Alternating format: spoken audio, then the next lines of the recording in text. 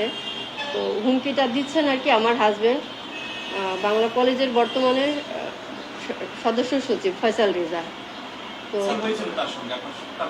ওনার সঙ্গে আমার বিয়ে হয় 2023 সালের মার্চের 28 তারিখে।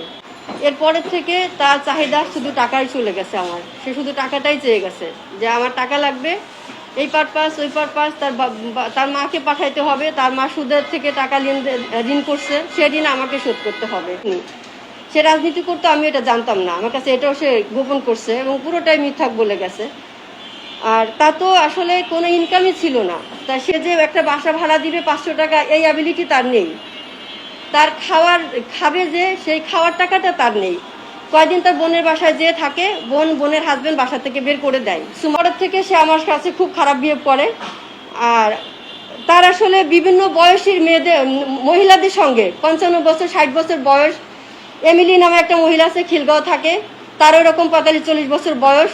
সে সমস্ত মহিলাদের তার মানে ওর বিজনেসই এটা। ফয়সাল রেজা আমার হাজবেন্ড আমার মামাকে ফোন দিয়ে বলল যে মামা, আপনার ভাগ্নি আমার অফিসে, বিএনপি অফিসে যে আমার দলের ছাত্র দলের সভাপতির কাছে কমপ্লেন করছে, আমি আপনার মেয়েকে যেখানে পাবো টুকরো টুকরো করে কেটে ওর লাশটা আমি কুকুর দিয়ে খাওয়াবো।